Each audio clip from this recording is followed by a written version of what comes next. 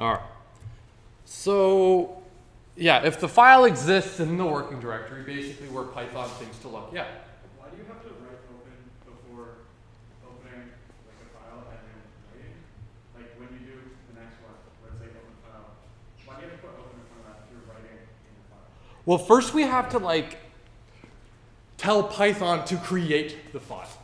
And then once it's created, we write to it.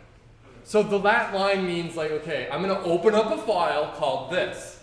It doesn't exist. If it doesn't exist, we'll create it. And then Python's okay, this is the file. And anything I'm going to change is going to be referred to by the variable name my other file. So that's why. Now I know what you mean. You're like, well, why not just print to the file? Well, this is just how we do it. Okay? So we saw how to read in a file. We saw that the R meant read. And we saw that when we read in a file, if you read in a line, the file remembers where it is. If you say read in a line, it'll read in the line, but then if you say read in a line again, it'll read in the next line. It won't start over. And if we ever get all the way to the end of reading that file, and then you say, well, I want to start over, well, you can't go back. You got to just start over to start reading the file from the beginning again. And then we ended with writing to a file. And let's do this one again, because I think people were falling asleep last class.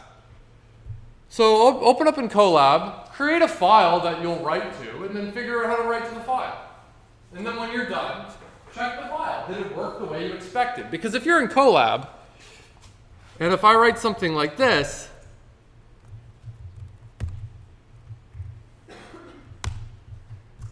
I go here. Connecting to runtime, connecting, run. Okay, great. And I'll refresh. There, it exists there. And if I double click it, it'll show me what's in that file. I mean, there's nothing in there because I didn't put anything there.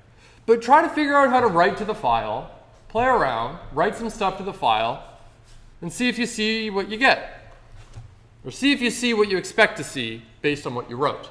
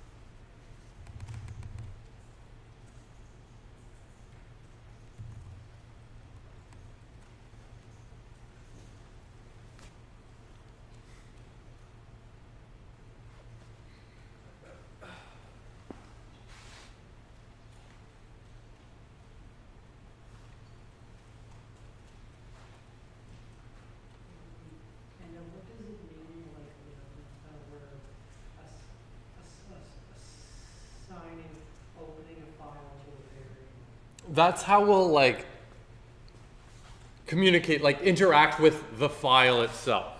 So remember, if in the example up here,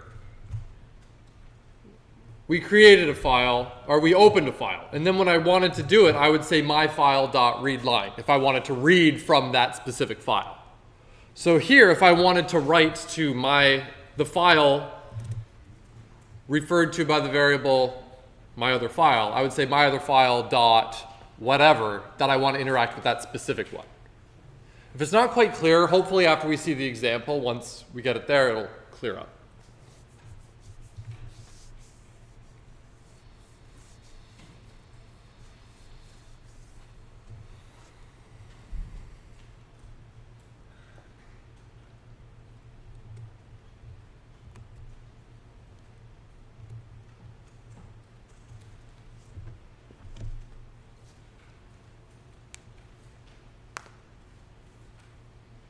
Raise your hand if you're done. Raise your hand if you want like 30 more seconds. Okay.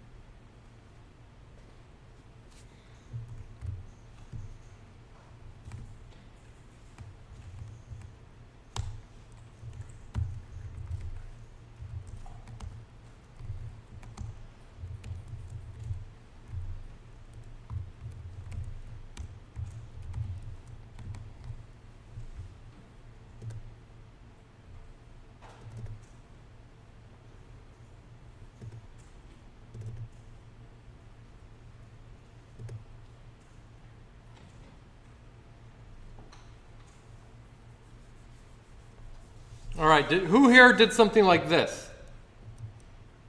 They used the write method. Yeah, raise your hand really high, I want to see. And did it work? Yeah, it just gave the amount of characters that you wrote. But then you also have to go read, and then it comes like all the way. But here's the thing, I'm looking at the file right here.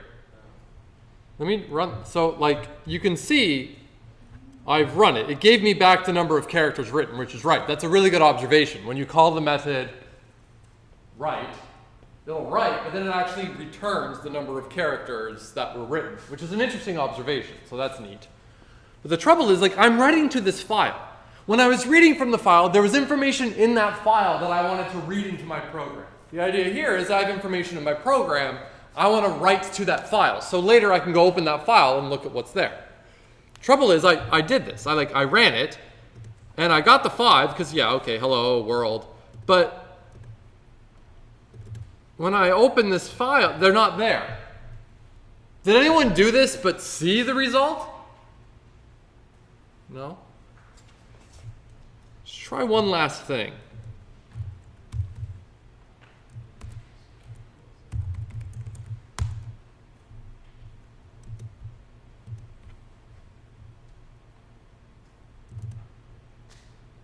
There we go. The problem is, when you're done with the file, you gotta close it. Or at the very least, you have to do what they call flushing the buffer. What this means is, if I tell, so here's a little bit of engineering information. Writing to a file, input and output is really slow for a computer. If you told your computer to count to 1,000,000, it can do it pretty darn quick. If you told your computer to count to 1,000,000, but print out every number along the way, it's going to be slow. Because that I/O is really slow. And so writing to a file it takes a long time. So if I say write, if I say write 100 times, that's slow. But what I could do is write to the file and remember all the information that I'm going to write to the file, and then later I'll do just one big write. One big write is way quicker than many small little ones. So that's what these files are going to do. It won't write to the file immediately. What it does is it writes to the buffer. And so the buffer will get bigger and bigger and bigger, and then periodically it'll actually then write it to the file. when you close the file, it automatically flushes the buffer. It makes sure that everything that's to be written gets written. But you saw when I didn't close the file, it wasn't there. Well, that's because Python never decided to actually write to the file. It knew what it was going to write to the file. It just didn't. So when you're done, be very, very, very, very, very, very, very careful and be sure to close your files. Curious, I'm wondering if this exists in Python. No? You'll see there's a flush option as well. This is a way to make it flush without having to close it. So you can leave it open. But anyways, it's interesting. So just be aware of that. When in doubt, close your files. Now, the one thing you might notice is I said write and then write, but they're on the same line. How would I make it go to a new line? Any ideas? It's easier than you think. We have learned about it, but you may not remember. Exactly. The problem is I'm saying write the character HELLO question mark, and then I say write the characters WORLD. There's no space between those things. There's no nothing. If I wanted there to be a space between the words, I could say write HELLO question mark space, run this. Oops, I guess I have to open the file again because it was closed. Run. Yep, run. 5? No, reopen it. What? What did I do wrong here? You have to put brackets after the flush. Oh my goodness, it's because I thought it was still closed. All right, well now I'm in trouble. I've angered Colab. Failed. Ah! Stop. Stop. Stop. Yeah. Yes. Okay, let's try this again. No, it's restarting. Or is it? Looks like I'm connected to conference. Okay. Interrupt execution. Just stop. Stop. Okay. Reconnect. All right, let's try this again. Okay, run, run, run. Oh, there's 2 dots. Okay, great. We see the space because I told it to write a space. If you want to write a new line, though, we've got a problem because if I want to say, okay, write, like go to the next line, and I hit enter, well, this is just going to anger Python. So we have a special way of representing certain characters we want to write. Because a new line is actually, there's a special character that's like new line character.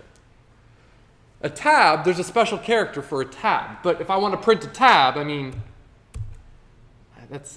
how do I say print a tab? Right now, I'm just adding spaces. So if I want to go to a new line, you do this. There. /n. Oh. Open the file. Run that. It seems like a nuisance to deal with. What's the problem? What don't you like? Oh, and it didn't even do it.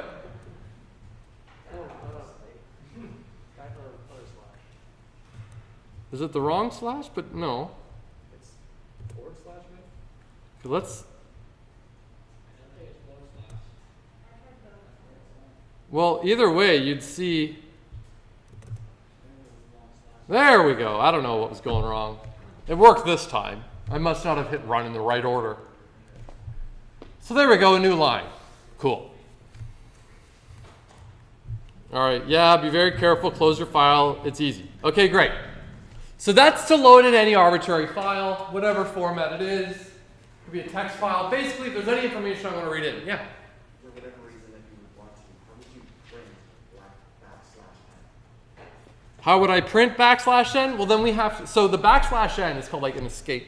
When you do the backslash, it's an escape character, meaning like, okay, I don't want you to print n, I want you to print out the special thing. And so if you want to print a slash, you would have to say //. Yeah. So you escape the slash. All I mean is this. Let's try this again. Okay, close. Okay, run, run, run. Another file. There we go. Just like that. See? I just added another one. If you want it, now you might ask, well, what if I wanted //n? Add another pair of slashes, and you'll be good. Just keep adding the slashes until you get what you want. Not necessarily a bad idea. Is this right? No. How about this? Is this right? Okay. That's going to be a lot of assignment 3 when you're trying to debug the printing. Cool. So that's an arbitrary thing. But a lot of times, especially when you're working with data, if you've got a lot of data, raise your hand if you're going to be or are currently in the Faculty of Science. Okay. Now, you don't have to be in the Faculty of Science. I mean, this is rather silly, but chances are if you're taking a biology course or maybe some math class or maybe a chemistry course or whatever, you've got a lot of data that you want to maybe manipulate, play around with, analyze, visualize, whatever. This will be the same in your like poli-sci courses as well, economics. Whenever you have data that is kind of represented in tabular format, kind of like a table where you have like rows and columns of data. Maybe each row represents a person and each column represents the different courses they're taking. I don't know. So if you see Bob Smith, computer science, chemistry, biology, whatever, right? I don't know. Doesn't matter. Whenever you've got tabular data, a really common file format is called a CSV, comma separated values. The idea with a CSV is each row is represented by a line, and then you separate the columns by columns, or commas. And the commas are like the lines in the columns. If this is throwing you off, this is basically what I mean. This right here, if I put this in a file, in fact, here, let's just do that real quick. Great. How many rows are there in this table? 4. How many columns are there? 4. Exactly. Right? 1, 2, 3, 4. 1, 2, 3, 4. And they're separated by commas. Sometimes you'll see people separate them with tabs. Don't do that. It's comma separated. Sometimes there'll be some arbitrary number of spaces. Definitely do not do that. That's a pain. Just commas. Commas, commas, commas, and you're in great shape.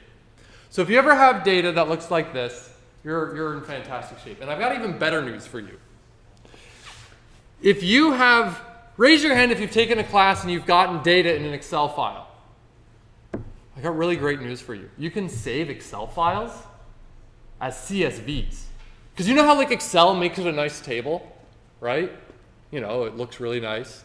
Well, you can save it to a CSV, so it formats it so the computer would be happy for you automatically. In fact, I'm going to save this to my desktop.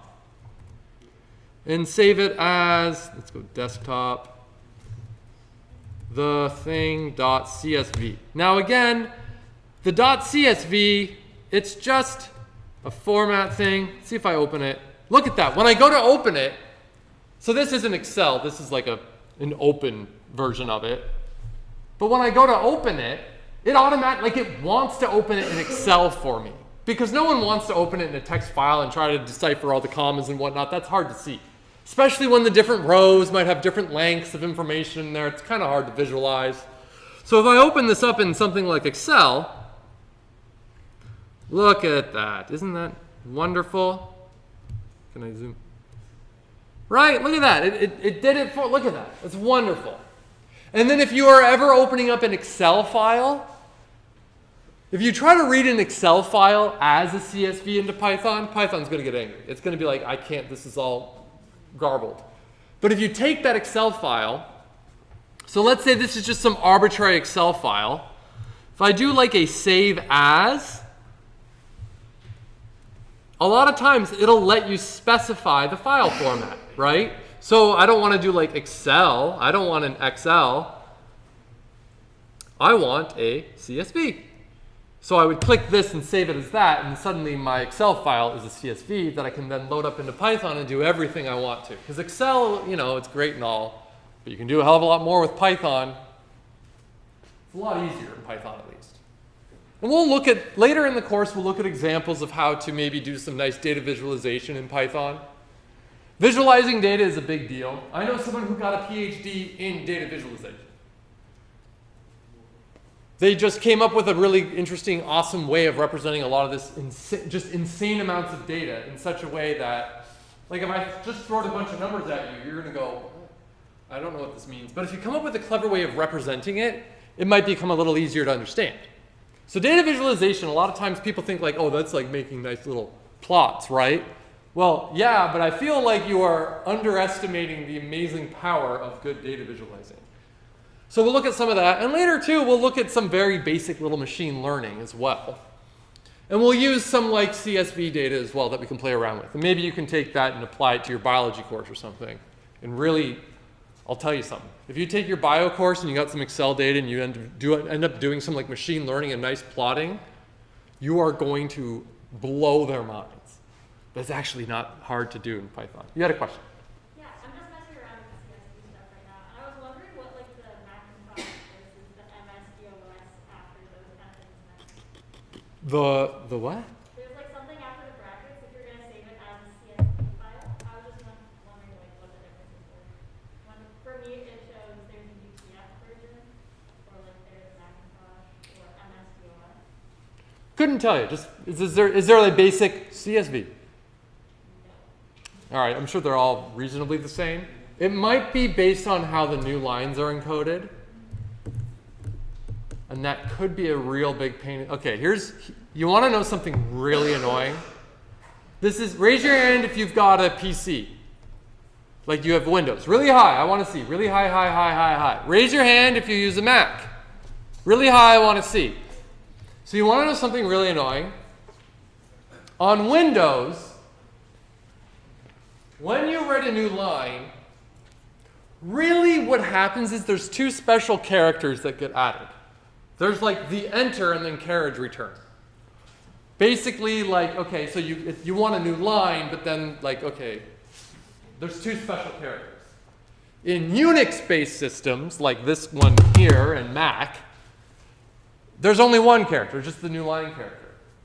So the trouble is, if I write a file like the CSV right here, and you know, I'm adding new lines. If I open this up on Windows, it could be the case that Windows thinks all of these are on the same line because Windows does new lines slightly different.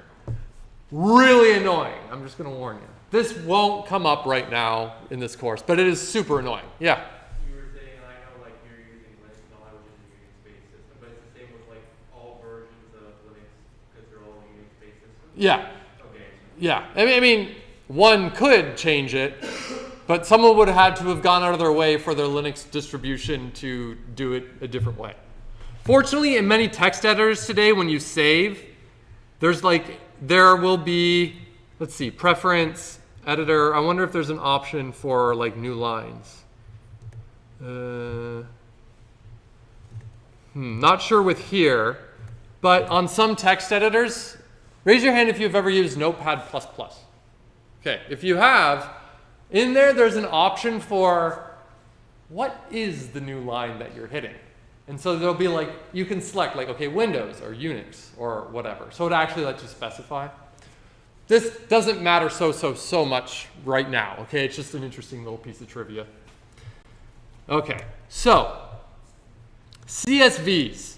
Because they're so common, there's an awesome like package in Python for loading up CSV files in a nice, awesome, handy, easy to use way. And what it is, you've actually used it. When you open it, you wrap it in this like CSV reader thing. And that tells Python, okay, you're going to open this file and read it, but it's a CSV file. And that, because I know it's a CSV file, it lets me interact with it a little bit differently, which makes it a little easier to read in the data. So there's a video there, great. So if you go and download this CSV file, wait, is it not the new link? Aha. There. If you go to download that link and it didn't work, refresh your page and then download it. Okay, I'm going to delete this one because it's probably the old version. You can download this file. Yeah. Open it. So this is a CSV file. It's a rather simple one in that it only has two columns. The airport code and the airport name. If you go down, at the very bottom we got Halifax. Isn't that fun? So we've got Halifax down here, YHZ. So this is a CSV. And I can load this in really easily. I mean, it really, at the end of the day, it's a text file. I can open this in a regular old boring text editor and see like the thing, comma, the thing. Code, comma, name. Code, comma, name. And so, well, I guess I'm doing it backwards for you. And let me show you that here. So if I go here, so I opened it in like Excel. But if I open with, here, I'm just going to,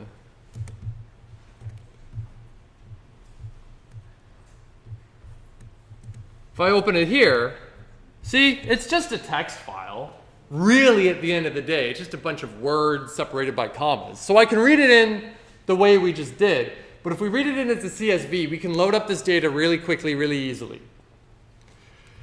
So for this activity that I want you to do, I want you to download the file, then upload it to Colab, and then load it up. Write a function called load airports that loads up the CSV file into a list. I guess it'll be like a list of lists or maybe a list of tuples or whatever. And if you're really stuck, take the load assignment 1 data function that you used in assignment 1 as inspiration. You'll probably find it rather helpful. So I'm going to give you a couple minutes to work on this one because it's a good one. So do this activity.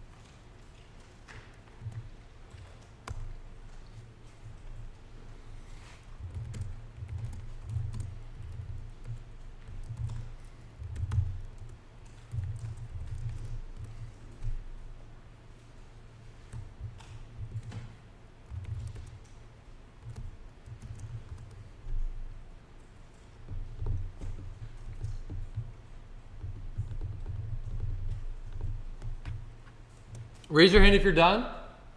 No? Okay, raise your hand if you want like 1, 2 more minutes. All right, take your time. Take your time.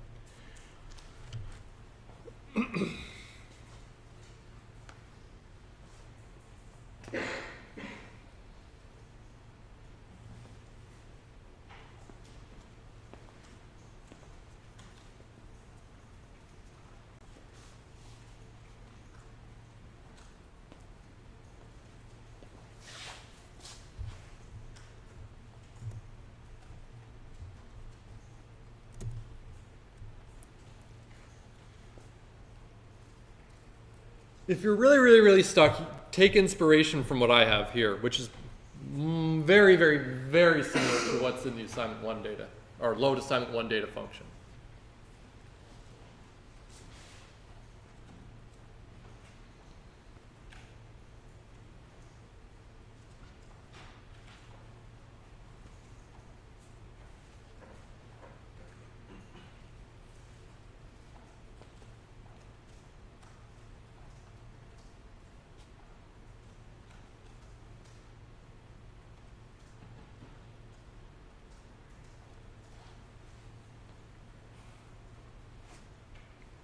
Of course, my function here isn't complete. All it does is print out the rows, but whatever.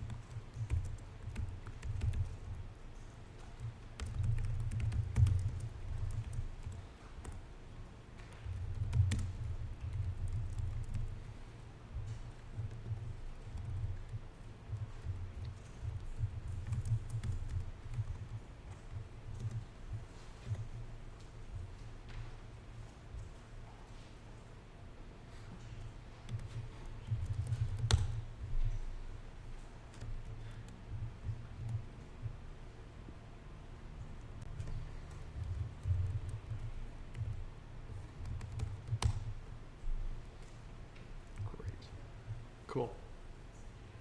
So here's my solution. Who here got it working? Who here totally would have had it working if I gave him like 30 more seconds? Okay. So here's what I did. What am I doing? Well, import CSV. The fact that this is inside this function doesn't really, I could have put it outside, whatever. I'm then opening up the airport file, but I'm opening it and then like saying like, but it's a CSV reader. Okay. I create an empty list, and then for each row in the airport file, append that row to the airport data list. And at the end of it, return that list. And then when I print it here, it's a list of lists. Whoop. Right? Want to see something cool, though? This is like the long-winded way of doing it. You can actually do it way easier. In a way that's kind of like annoyingly simple.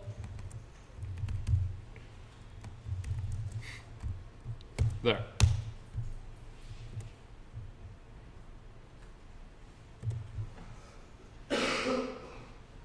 Oh, there we go. See? What's cool about a CSV reader is if you say, okay, so you're a CSV reader object that I'm going to interact with. Just become a list. It's smart enough to then go like, oh, okay, so you just want a list of lists. Great. So you can just say like, there's a lot going on in this one line of code. You are opening a file in read mode, but then you're giving that file to the CSV reader object, so you create like a CSV reader, and then you tell that CSV reader to just become a list. And then it automatically then goes like, okay, well, you'll have a list of lists. Great. So now, if I asked you to write a function, get name from code, that takes an airport code, and I want you to return the name of that airport code, if it exists inside the list that you passed of airports. How would you do that? Go do that activity right now. Write this function, get name from airport code. Oop.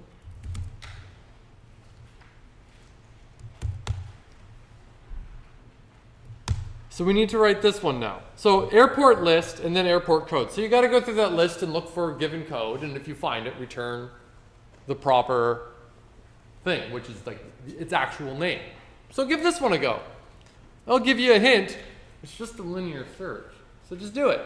We always need a lot of practice with that.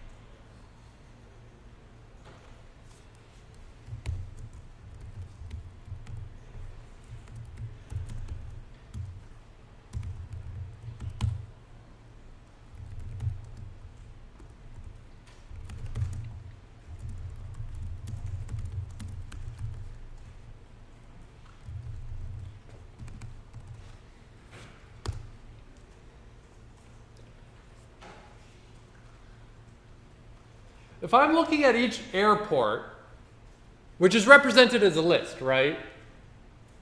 What information is at that list at index 0?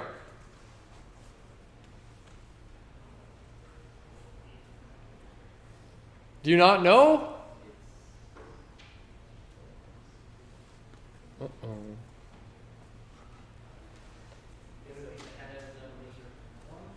Sorry? No, the whole thing is the airport list, and an individual airport is the inner list. So what is that index 0 of the inner lists that represent the airport? The airport code. Great. So if the airport code I'm looking for is equal to the given airport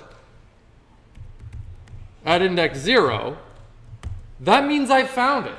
And if I find it, what should I then return? Not found. I want you to return what? The name of the airport. Where's that stored? Index 1, yeah. Airport at index 1. Great. And then if I ever go through the whole thing and then get to this line, I guess it wasn't there. So let's run this and do a quick test.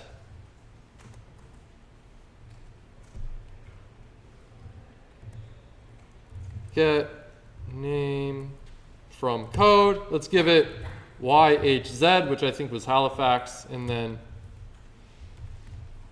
airports. Look at that. It worked. And if I give it, of course, that doesn't exist. Now, this CSV of airports was how long? Let's say it's n long. There's n airports in there. And I'm doing this linear search. How many things do I have to look at to guarantee I find something if it exists in that list? All of them, n of them. Can anyone think of a different way to do this exact same thing that wouldn't require you to look at all n of them?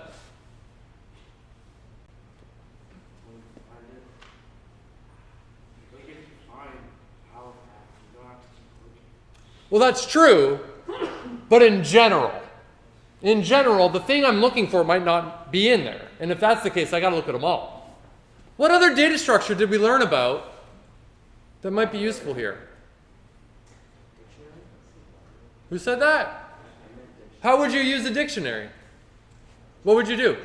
Ask the dictionary or pair the airport with its code instead of dictionary, just reference it instead of dictionary. So, if you're using a dictionary, what's the key? What would you use as the key?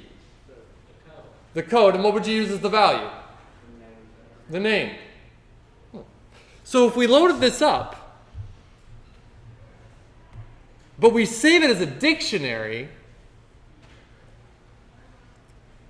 we can do this function by just saying like, okay, return airports.index airport code, and it'll do it like that. You don't need to do the linear search, which is great. All right, I'll see you later.